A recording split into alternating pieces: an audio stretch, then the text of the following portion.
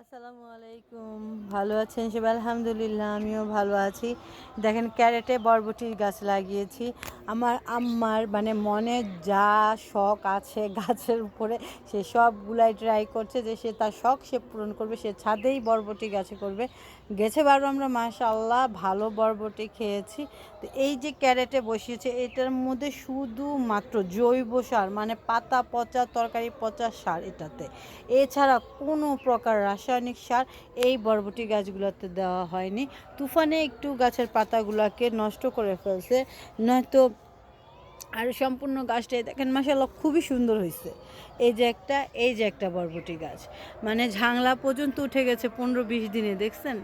মানে জৈব সারটা এতটাই ভালো যে আপনাদের আমি বলে বুঝাতে পারবো না। এটা মাটিরকে এত নরম রাখে, মানে আপনার মাটি না থাক বালুর মধ্যেও যদি লাগান তারপরেও দেখবেন মাশাআল্লাহ ভালো নরম থাকে, মাটিটাকে সফট রাখে জৈব সারে।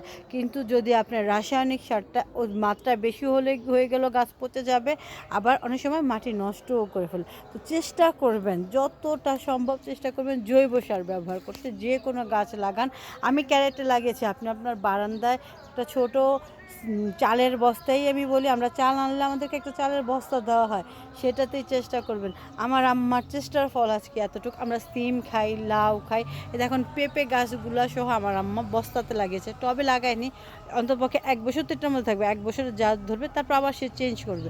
তা আপনি কিন্তু প্রতি মাসে 2 মাস পর হোক 1 মাস পর হোক একটা চালের বস্তা ওই বস্তাটাকে আপনি জমায়া হলেও আপনি কিন্তু একটা মানে টব তৈরি করে নিতে পারেন, সেইখানে আপনি এই গাছগুলো লাগিয়ে নিতে পারেন। তো দেখেন এই যে মাশাআল্লাহ বরবটি গাছগুলো খুবই সুন্দর হয়েছে, সাথে একটা কুমড়া গাছও আছে। আমরা ওই যে ট্রাঙ্কটা দেখছেন, আমি কিন্তু ফেলে দেওয়া জিনিসের গাছ লাগাচ্ছি। এই যে ট্রাঙ্ক, ওই যে একটা ছোট্ট বাড্ডাপে লাগিয়েছি, ভাঙা বলে আমি গাছ লাগাচ্ছি। লাগানো মানে সবজিগুলো আপনি ছোটোখাটো জিনিসে করলেও করতে পারবেন, সেটাতেও হবে মাশাআল্লাহ। লাউ গাছ লাগান, শাক খেতে পারবেন, লাউ না খেতে পারলো এটাও তো অনেক।